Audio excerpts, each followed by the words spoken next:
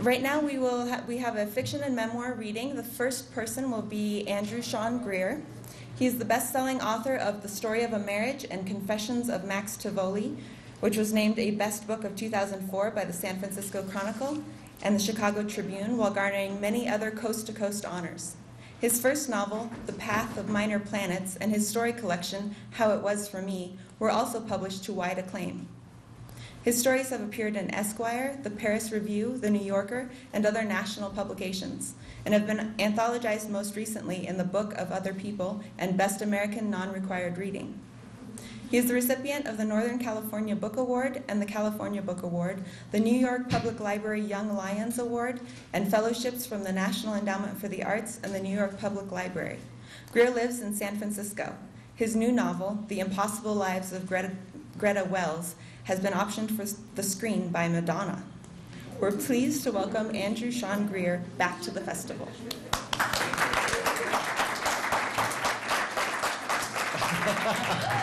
Oh, right, wow. I'm a material girl, I guess. I apologize, I'm gonna be that guy because I have this flight, I have to leave at 5 p.m., which means I know I have to get to the airport at like 4:50 or something, but I am gonna be the guy who like gets up in a huff and storms out. And I apologize. Normally I would love to stay. It's not that I'm doing anything glamorous. I'm going to Iowa. Far prefer to be here. The Hawkeyes, exactly. It's Iowa City, University of Iowa. My book is The Impossible Lives of Greta Wells. And I realized I kept reading from the same part, and my friends who are visiting have heard me read the same thing over and over. So I'll read something else I haven't read from in a while. If it doesn't make any sense to you, I hate it when you have to set up a reading, so just let it wash over you. The feeling of ignorance. It's my fault that I didn't set it up well. But it is a woman named Greta Wells who's living in New York City in 1985. And she's having a very bad year. She's lost her twin brother to AIDS, and her lover of many years has left her for another woman, and she has gone through all kinds of therapy, and she's finally landed on sort of a last chance effort. The doctor's office was not quite what I expected. Oh, it's a woman talking even though it's me. It's Greta. Magic of fiction. Perhaps because it was Halloween, I thought it would look something like Dr. Frankenstein's laboratory, carved out from the side of a cliff. Instead, it was an ordinary brownstone that shared a courtyard with what I remembered as an old grammar school. Now it had become part of the medical suite, and nurses stood in the courtyard smoking. 1985. I sat for a few minutes in a plaid chair across from an old lady with a bright green shawl and a knitting bag, and then was told Dr. Cerletti would see me now. The sign on the door, Cerletti, electroconvulsive therapy. Miss Wells, I see here we have informed consent from Dr. Gilio, is that right? I should say I had to change that name at the last minute because there was a fundraiser for the American Civil Liberties Union to name a character in my book, and a woman named Ruth Gilio won. And I had to change all the last caveat through the whole thing. So I keep thinking it's a different name. She was delighted, though. Said a short, bald man with large, half-rimmed glasses and a gentle expression. Yes, doctor. I looked around the room for the device that would cure me. He did a pre-treatment evaluation for us, is that right? I've been depressed, I told him. We've tried pills, nothing seems to work. That is the only reason you would be here, Miss Wells. Dr. Cerletti looked at his clipboard. Do you mind if I ask a few questions? Only if I get to ask a few. I'm terrified about this electroshock. We call it electroconvulsive these days. I'm sure Dr. Gilio went through it all with you. No data suggests any kind of damage to the brain. Electroconvulsive doesn't sound much better. He smiled, and the smile on his bland, kind face was reassuring. things are very different from what they used to be. For instance, I'm going to give you thiopentol, an anesthetic, and a muscle relaxant. It will be much nicer than going to the dentist. Wait, is that sodium pentothal? Will it make me tell you the truth, doctor? Were you planning not to? It doesn't actually induce truth-telling, it just lowers the patient's resolve. That sounds like the last thing I need. Well, for right now, it's just what you need. He said, writing something down and frowning. We'll do this twice a week, except the last, a course of 12 weeks, 25 procedures. Will be finished by February. It'll help you make it through a hard time. I understand your brother died recently. Among other things, I said, staring out the window and watching the nurses. Will it change me? I asked the doctor. Dr. Cerletti considered this very carefully. Not at all, Miss Wells. What has changed you is your depression, and what we're trying to do is bring you back. Bring me back. He smiled again and took a deep breath. You can go about your normal life. Tell me if you're trying to get pregnant. That's not likely, doctor. Well, ECT is harmless for pregnant women, but it's something we like to know. You might experience some disorientation afterward. That's perfectly normal. What kind of disorientation? Please lie down. A slight dizziness, possibly hallucinations. Not knowing where you are, quite who you are for a moment. Some people have auditory hallucinations, bells ringing, that sort of thing. Well, this sounds serious. Lie down, please. It isn't. Patients say it's like waking up in a hotel room. First, you're not sure where you are, but then you're yourself again. Lie down. There you go. First, the anesthetic. You won't feel anything electrical at all. The nurse arrived with 2 syringes, the anesthetic and a muscle relaxant. I lay down on the crackling paper and looked at the constellations and the acoustic ceiling tiles. I closed my eyes. The doctor said that I would feel the first injection, but not the second, and that it would only last a minute while he administered the procedure.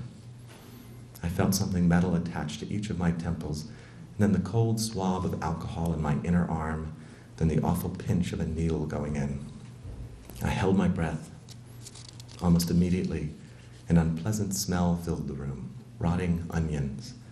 My mind unlatched, and then I found myself elsewhere. Don't bring me back, I remember thinking. Take me away. As for what I felt, later I would come to think of it as being cut out of this world. The sensation, not unpleasant, but more like the shock of cold limbs immersed in hot water, of the draft being removed from my skin, the crackling paper caught from my back, the air from my lungs, so that I hung for a moment utterly separate from my surroundings, cut out of the world as a gingerbread man is cut out of dough, cut out and taken who knows where. What do you call the time when we are missing?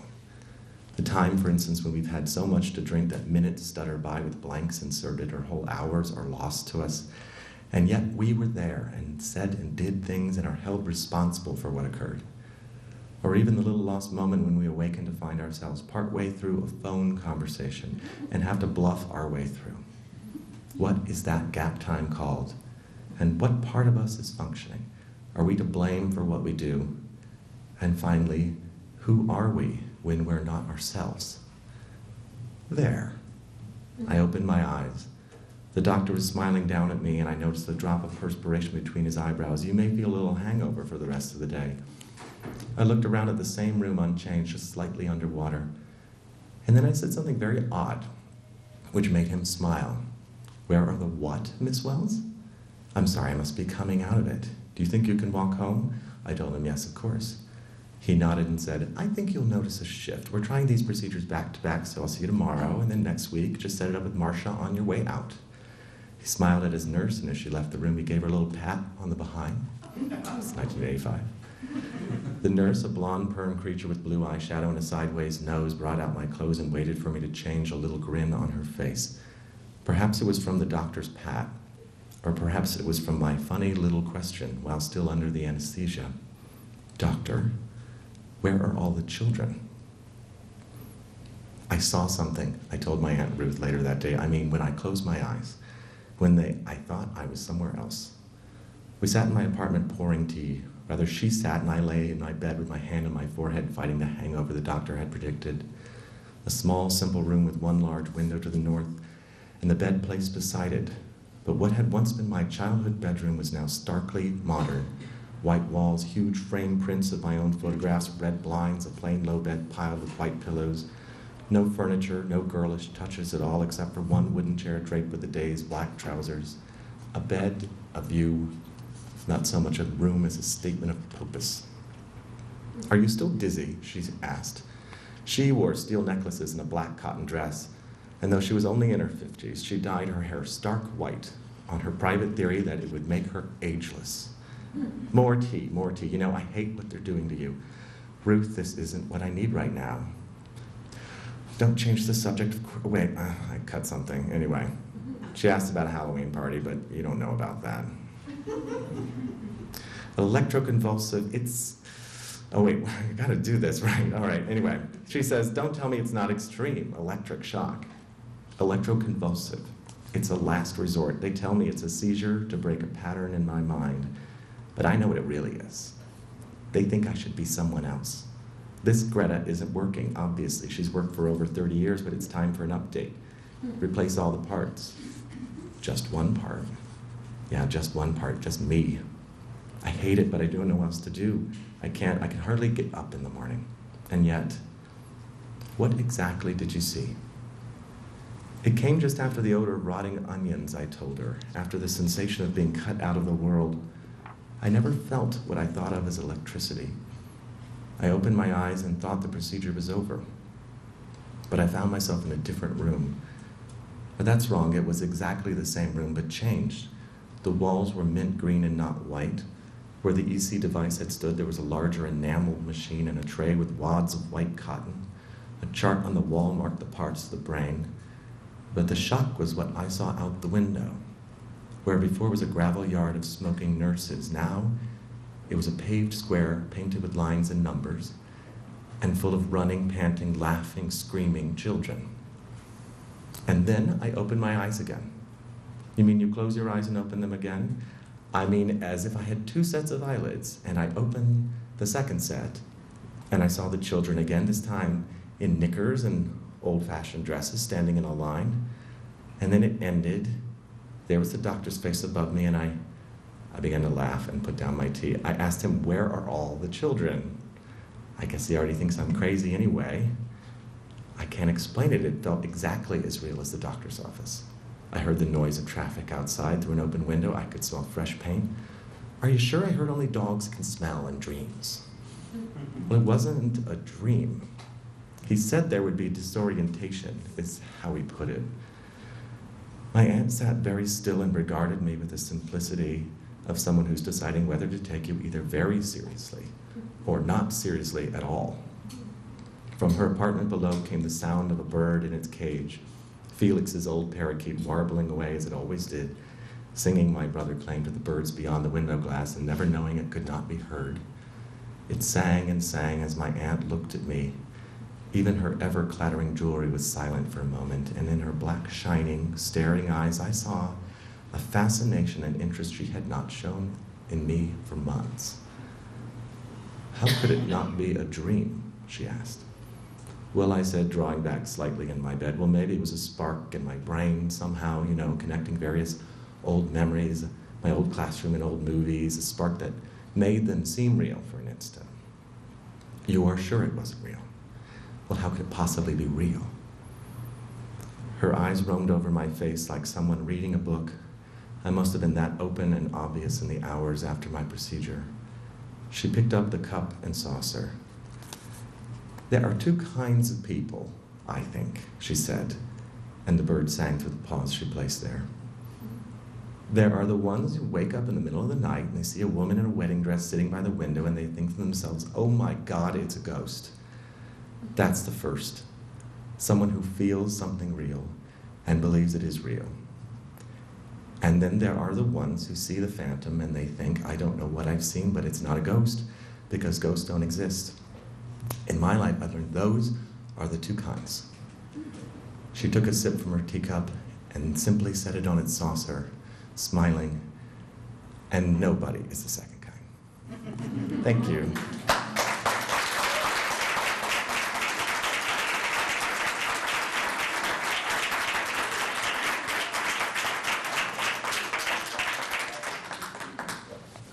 Our next reader is Susanna Sonnenberg. She is the author of Her Last Death and She Matters, A Life in Friendships, both New York Times bestsellers. She has written for a wide variety of magazines, and her work has been included in several anthologies, most recently West of 98, Living and Writing in the American West. A New York Times review for She Matters, in which the author writes about her female friendships, said, Susanna Sonnenberg captures the fervor of these friendships, their dark undercurrents, as well as their sustaining generosity. As much as we cherish the men in our lives, we need women to confide in, to vent to, and to fashion ourselves after. For Sonnenberg, these friendships provide ways to try on and discard identities. They also provide the lenses through which she views herself and comes to understand love, loyalty, and betrayal. Originally from New York, she has lived in Missoula since 1993. Please welcome Susanna Sonnenberg.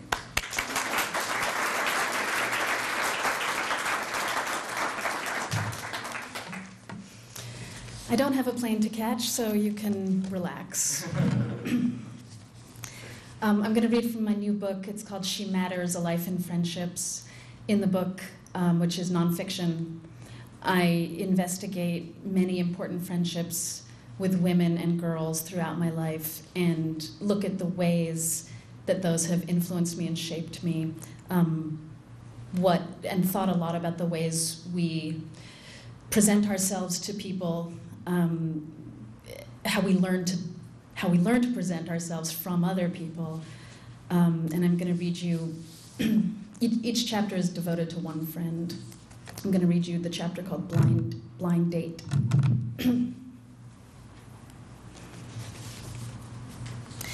The way Louise looked. That was the first thing people mentioned. My father described her looks after he hired her.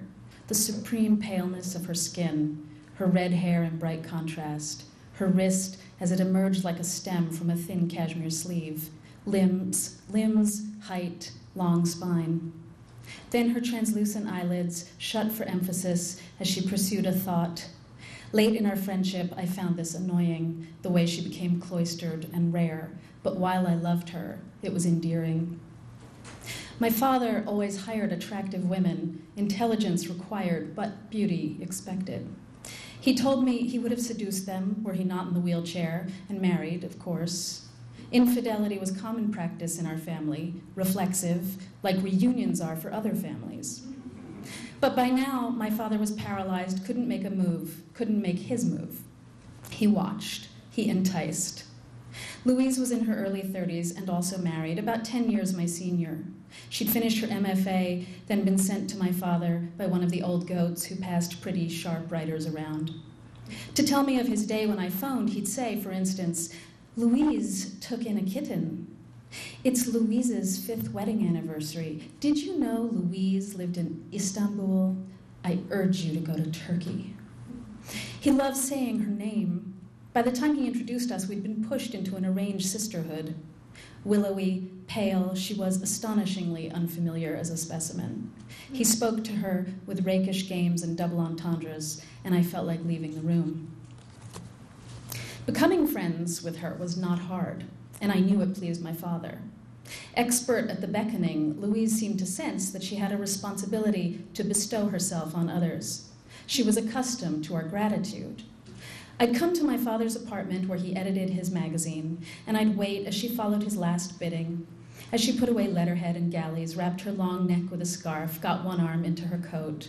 My father, seeing me wait, would keep her a few extra minutes, a last flirt, a final tease. She'd be laughing goodbye and goodbye at the front door as the front door closed and left us in the hallway, elevator button lit. There, she turned her shimmery gaze on me. By doing nothing, she promised elegance. I noted the merino blend of that coiled scarf, that she squeezed lemon juice onto her avocado salad. I read the articles and authors she spoke of reading. We talked each day, less and less about my father. What are you doing? Where are you going? Would you like to come, she'd say, sounding like I'd won something. We went to movies she suggested, walked dozens of city blocks, found specialty bookshops. She gave me white noise, which I devoured so we could discuss it. We had drinks in downtown bars, the tantalizing disorientation of Tribeca at night, where we'd be joined eventually by her husband, Bert. Bert was a gauze around Louise, less than her. He worshipped her too, I assumed, and I approved. My father loved to hear from me those particulars of her life he had no way to see, and I loved to deliver them. He mentored her writing and thinking, but I could tell him what it was like to watch her buy shoes, to watch her accept the seat offered by an impressed man on the subway. My father thinks you should take voice, I'd say to her. Oh, that, she'd smile, her private galaxy, but nothing more. And I wanted clues to him. I had begun to consider his promiscuous mentoring, the young women who arrived and sat near and left with their arms full of books. He complimented their boots, noted the tiny buttons up an ankle, took an interest in their ambitions. Still childish, I fell short. He had a genius for including me in the conversation so that he could point out to Louise what I had yet to do. She defended me, another reason she was my heroine. I knew only a little about her. She was not forthcoming and used her privacy, a treat held apart from a puppy. She'd married right after college, then moved to New York. I knew she lived in Brooklyn in a second-floor apartment. She described with maddening opacity as small. She had nephews. I pondered each discrete item of information, assembled the fascinating woman. I mimicked the flutter in her face, imitated her cadences, as if I might enchant myself and transform into her, which would demonstrate how deeply I knew her. I'd do whatever she suggested. You remind me of me, Louise said, after meeting my boyfriend, Noah. I feel protective. What do you mean? I said, pleased. She hadn't liked him, I could tell, and I wanted her to say something outright. Protective of me? Of the two of you, as a couple. She closed her lids, a smile half there, and she sort of shook her head at the ceiling. She could make me disappear. What if she'd said, don't make the mistakes I made? Then I could have said, what mistakes, and coaxed out her details. We could have gotten somewhere, grown. She finally asked me over for dinner. I'd never been to Brooklyn. No one in my family, as far as I knew, had ever been to Brooklyn. I was a little scared I'd get lost away from the reliable graph paper of Manhattan's upper streets, so I met Louise after work, and she took me to the subway. Downtown, she said, we change here, and shuttled us through the passageways. We came out at Court Street. 25 years later, when I disembarked there, it's still hers, Louise Street. She pointed out the regular stops of her life as we walked, a public library, a Lebanese bakery, a toy store for presents. Her friends had babies. I decided I'd get a coat like hers, camel-colored with a tapered waist. I would buy baby presents. Finally, we came to the slender building where we climbed a flight and she unlocked the apartment. There was Bert, setting the table. In the close rooms, Louise was as formal as she was anywhere. Her lithesome hands, the empire in her posture, that conscious grammar. I sat on their bed, which occupied the front room. I said, can I see? May I look at your pictures? She handed me an album and went through to the kitchen to pour wine. You act too, I said, looking at her college productions of Godot and Lear. Louise dressed artfully, her height and elbows and the new penny color of her hair all dedicated on stage, her pallor a radiant moonlight against the grayer actors. Oh, not anymore, she said. Bert directed those. I said, is that how you met? And she gave her private, reluctant giggle. After the dinner, Lou and Bert walked me to the subway like a departing babysitter. The evening term expired. How could I get my life to be like her life? Dinner for two on the table, a pepper mill, fresh candles pulled out of a drawer, a serious job where my intelligence counted. I hugged Bert and thanked him, hugged her longer, even as I could feel that thin, stiff body release me. I wouldn't let myself know my boyfriend was a loser, an actual loser at gambling. But my friends knew and tried to signal me. Annabelle in Boston had said outright she didn't trust him, a blow to our friendship. I tried to think of Noah's gambling as a course he was completing, which thus would come to a scheduled close. I marvel at that foolish, inexperienced girl, me, absolutely directed by vain hopes. Can't you see, I want to tell her, that this will come to nothing? Anyway, my father encouraged him, speculated with his erudite charm on the effects of gambling. You've read Dostoevsky, of course. Or he described Monte Carlo in the 50s, planting his cosmopolitan nostalgia in my Midwestern boyfriend. Was I meant to worry, or was I meant to laugh? One day, in the park for a walk, Louise said to me, you guys seem like us. It's just... She had a careful concern which made me consider my plight seriously for the first time. And hers, what did she mean? She and Bert were in step. There was no strain I could see. Yes? Do you want to meet Will, she asked. He's single and he's great. You're worth a great guy. Well, I know, thank you, but Noah and I had just paid a key fee on an apartment on the Upper West Side. We were moving in together. But Louise wanted me to say yes, and her intention and desire were impossible for me to resist. I didn't know how to stay myself. I met Will at the Lincoln Center fountain for the adulterous blind date. We talked, naturally, of Louise, her rare looks, her golden confidence. I got him to tell me things about her from before I'd met her. She'd run marathons, she'd led choirs to competition victory, of course victory. We sat on a concrete bench where I thought about kissing him in the open, baiting discovery. Louise loved him, treated him like a brother, so I'd love him too. Step right into an affair if he'd do it. Will wasn't interested, wounded from rehab and getting sober. Over dinner at a fake Southern barbecue place, he talked of petty trials at his job. He was the unhappiest person I'd ever met. Nothing like Louise, who could close her fluttering lids, render trials as inconsequential irritants.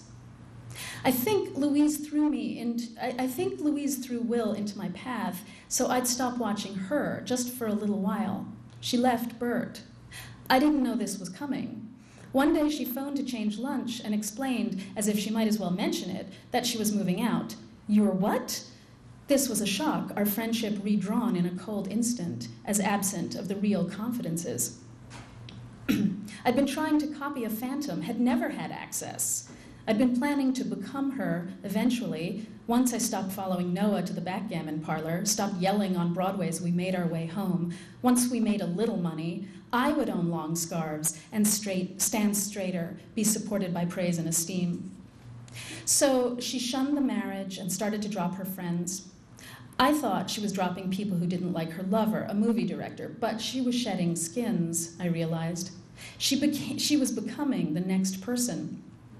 Panicked, I did not want to be dropped and upped my interest in the director. I came to his opening night. We stood as a threesome, acting our pretend conversation. When he went to the bathroom, she described sex. Passionate mutual interests, she said, head back, eyelids tipped closed, and a gush of laughter escaped her. She was not the elegant Louise I copied, not with this uncharacteristic candor. Fuck you, I thought. Come back, I thought. But she wasn't really talking to me. She must have taken the director to meet my father, who would have been jealous and punishing of her while flattering the lover. Soon, she left the magazine and he hired the next attractive woman, my next unachievable sister. Louise slipping from me, I was there for Bert. We could keep her going. I was careful not to equate our abandonment, but I wanted my extravagant loss hailed too, a friendship death to his marital death, if not quite as traumatic. He should know that none of his friends, their friends, understood his sorrow as I did. Louise, who had claimed all our focus and we'd given it over, was missing. We were disoriented, aimlessly investigating her disguised heart. We met in restaurants, recalling countless meetings when we'd been the three of us, the four of us. A short while after Louise left Bert, I left Noah, willing to forfeit the apartment. She was right about him, I said. Maybe she's right about me, Bert said, and I soothed him. For months we went on, evenings at small-scale theater productions, earnest phone conversations that lasted past midnight, Bert's tardy arrivals at bars. He was gravely late, which had driven Louise mad, and they'd carry on a quiet fight for his first few minutes. I would watch her distress rise, hated that. Then she'd bat away conflict with the lilting laugh and puckered eyelids. He should behave better to you, I used to say in private, imitating her worldly concern for me, and she'd agree. Bert offered to make a dinner. Baking had saved him during the divorce, a relationship to dough and heat that he could master. He turned out one tart after another, caramelizing pears, shaving apples that became crisp, browned layers in the oven. When he invited me to his new place, we were by then closer friends than I'd ever been with Louise. Anguish and real rejection, Bert and I found, fed intimacy far better than worship had. I stood on the platform as the subway left me there. Bert's directions seemed complicated by excess details as I crossed streets. But then the brownstone appeared, confirmed the effort, and Bert answered the garden apartment bell. He'd kept the cat, who dove behind the sofa. We were pleased and smiling, our mutual interest something we had built that belonged to us, and I handed him wine to celebrate new starts. Without her, his habitat was fastidious, stripped of manuscripts and brimming folders, no lilac silk bathrobe on the back of the bathroom door. He had pens in an earthen cup on the upright piano and cookbooks alphabetized in the kitchen. The dinner was a wooing as he set out grilled lamb chops and braised vegetables, took his time. We would sleep together, we both knew that. I took my chair and he stood, mixed a vinaigrette for the baby greens, walnut oil and champagne vinegar, my first taste of them, his pear tart and brewed coffee. We'd been heading here, our remarks increasingly sly, giving us excuses to bump shoulders or slide into each other, my head resting against him at a play. I knew the smell of his coat and also the stronger, more complex smell of his t-shirt, couldn't recall how Louise smelled. In the kitchen, I stopped him from the dishes, turned him to me, and kissed him, a question answered, like kissing Louise, or what remained of her. After we made love, he walked me to the subway entrance, where we kissed a solid, triumphant kiss, and I went home. Our affair lasted a few weeks, more evenings plotted like the first. I learned Brooklyn's Sunday streets. Sometimes we were happy and silly, other nights just plain glad to be touched. How hard we were working not to mention her, how hard we worked to tend the faint red ember that was about to go out altogether.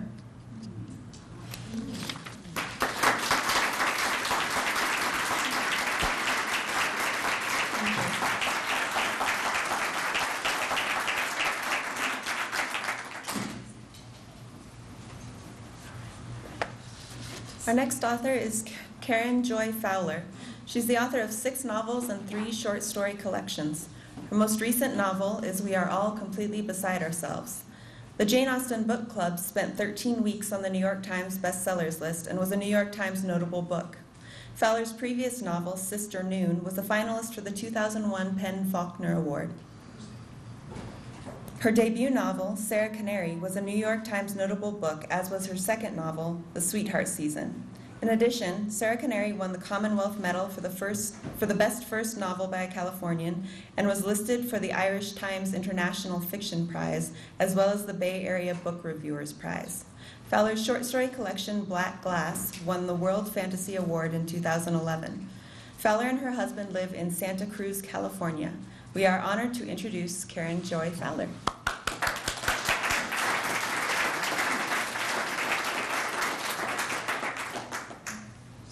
Thank you. Thank you very much. It's a great pleasure to be here, and I was thrilled to be asked, and I'm thrilled to have you here. I was on a panel earlier and confessed that it's been difficult to talk about this book, and the difficulties are entirely of my own making, although I did not anticipate them, as I clearly should have. The book is organized around a big reveal, something that a very, very important something that you're not supposed to learn until you're about a third of the way through the book. And, there were good artistic reasons to do that, and I honestly did not stop to think about what a conundrum I was creating for the marketing department, because it has this one way to sell the book, but they're not supposed to say it out loud. And I had, some sympathy for that. But until I started on the road with it, it had, again, not crossed my mind that I also could not really talk about the thing my book is about. And that was a more tragic thing to realize. And so every time I appear with the book, I try to decide if I'm just exhausted keeping my own secret or not. And let me ask then, you, how many of you know what I'm talking about? If you read a number of reviews, you probably do, but no, there are not enough of you, so never mind. I will carry on in the box of my own creation.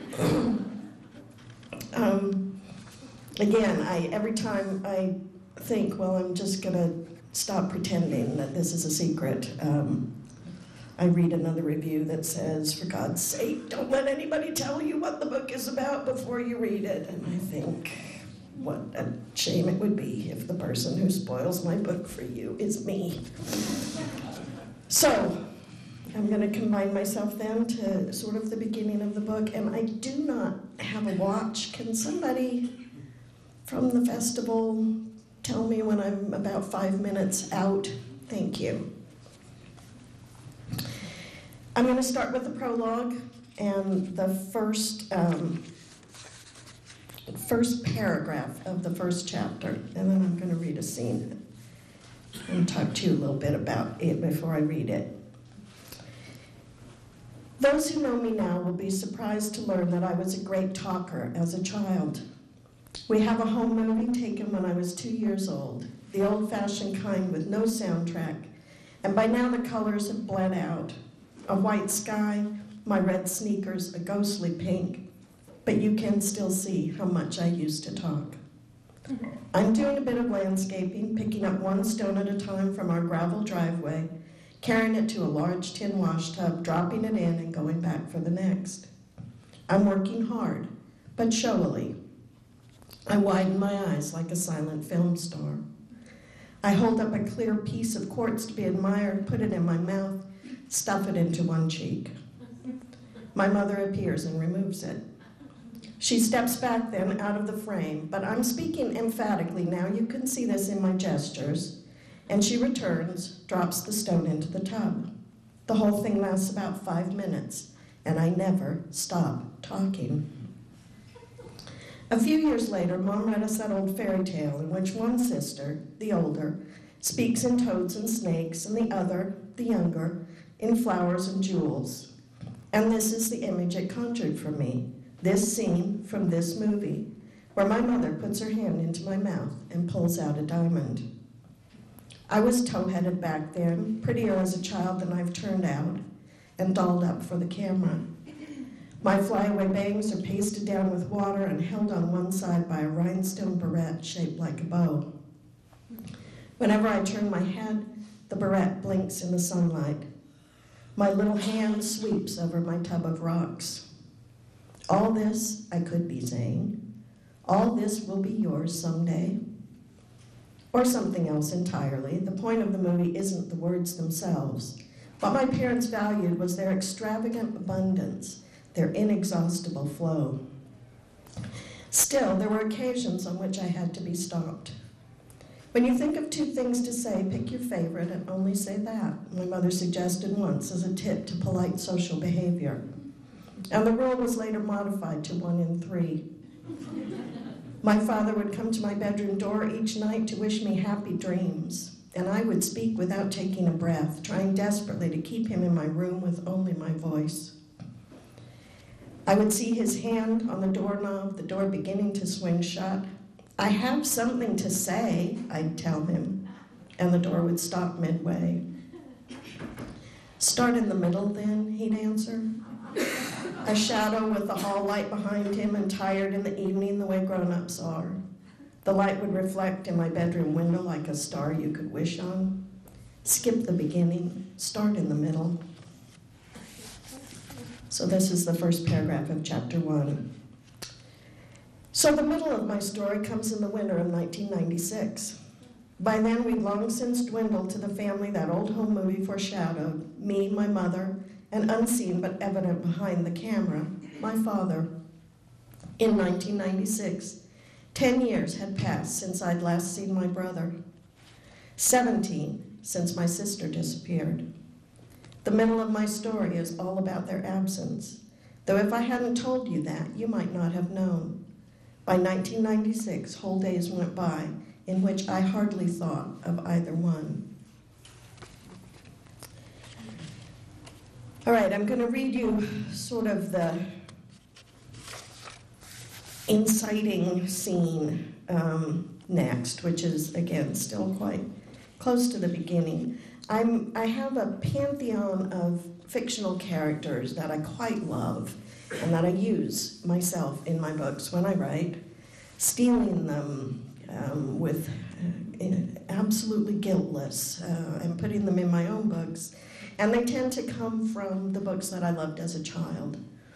So this is one of those characters, one of my favorites. I think of her as the Cat in the Hat character.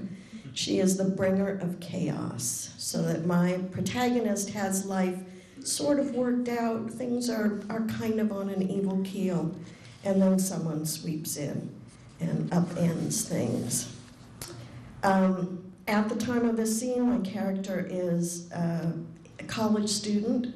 The scene takes place in the Davis University cafeteria. And I just do want to point out that there is some language in it. My children were college students in 1996. Every other word out of their mouth was fuck or fucking, which they used as just an adjective like very. I'm fucking cold. They have children themselves now. They have cleaned up considerably. And I am the one now that something comes out of my mouth and everybody says, Grandma! But I got it from them. I never used this language before I had children. Children are really a terrible influence on you. So I once read a piece from the Jane Austen Book Club in Hickory, North Carolina, and it contained the word penis, and I realized instantly that I had made a big mistake. So I'm just warning you of that there will be language in this piece. At lunchtime, I grabbed something, probably grilled cheese. Let's say it was grilled cheese in the school cafeteria.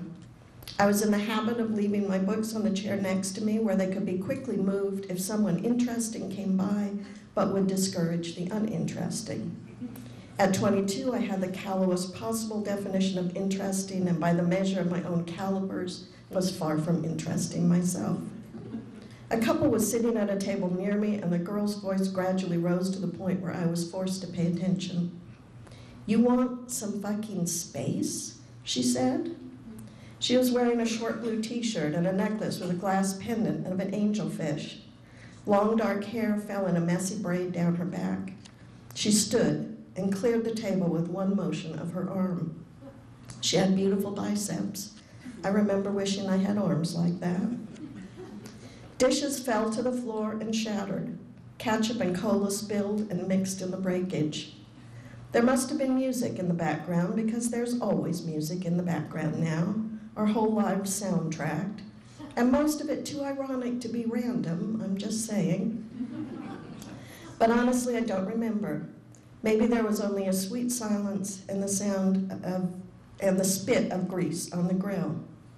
"How's that?" the girl said. "Don't tell me to be quiet. I'm just making more space for you." She pushed the table itself over, swung it to one side, dropped it. "Better?" She raised her voice. "Can everyone please leave the room so my boyfriend has more space? He needs a fucking lot of space." She slammed her chair down onto a pile of ketchup and dishes. More sounds of breakage and a sudden waft of coffee. The rest of us were frozen. Forks halfway to our mouths, spoons dipped in our soups, the way people were found after the eruption of Vesuvius. "Don't do this, baby," her boyfriend said once, but she was doing it, and he didn't bother to repeat himself. She moved to another table, empty except for a tray with dirty dishes. There she methodically broke everything that could be broken, threw everything that could be thrown. A salt shaker spun across the floor to my foot. A young man rose from his seat, telling her with a slight stutter to take a chill pill. She threw a spoon that bounced audibly off his forehead. "Don't side with assholes," she said. Her voice was very not chill. He sank back, eyes wide. "I'm okay," he assured the room at large, but he sounded unconvinced. And then surprised. "Holy shit, I've been assaulted." "This is just the shit I can't take," the boyfriend said. He was a big guy with a thin face, loose jeans, and a long coat, nose like a knife. "You go ahead and tear it up, you psycho bitch. Just give me back the key to my place first." She swung another chair, missing my head by maybe 4 feet. And being charitable, it seemed like a lot less. Striking my table and upsetting it, I grabbed my glass and plate.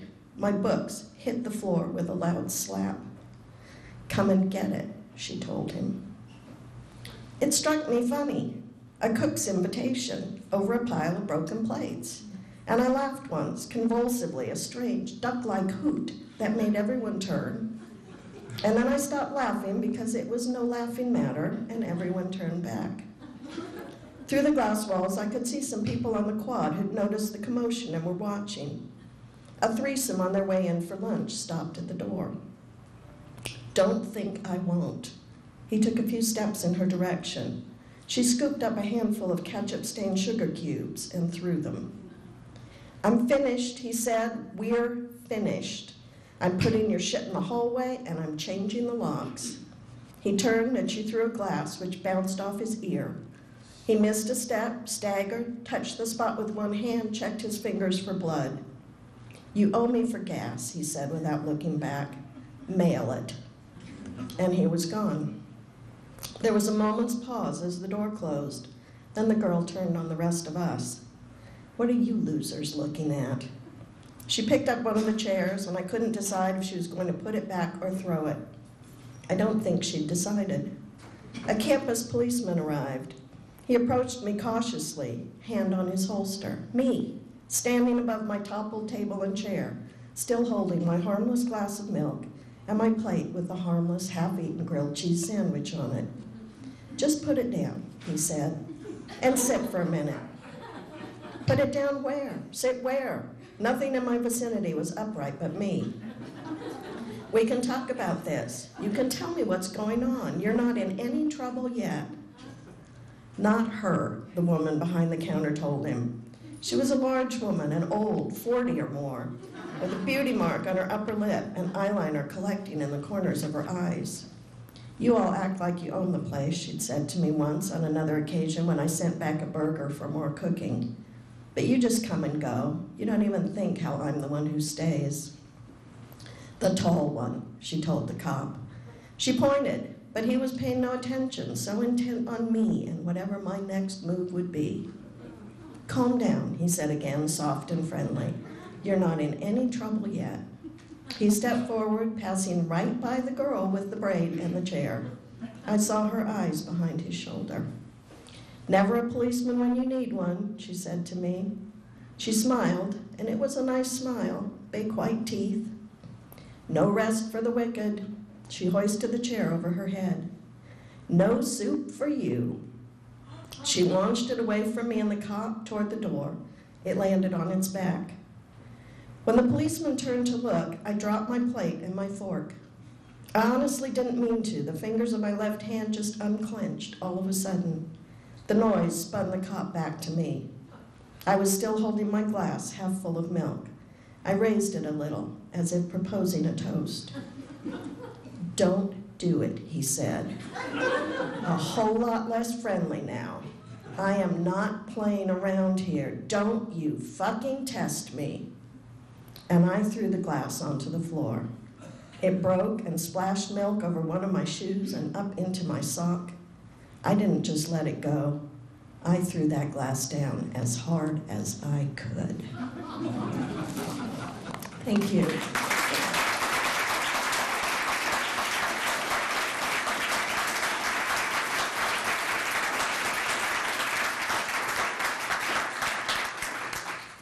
Thanks so much to all of our authors. You can buy their books at the Festival Bookstore, and they will be signing at the festival tables at the back of the atrium. Thank you.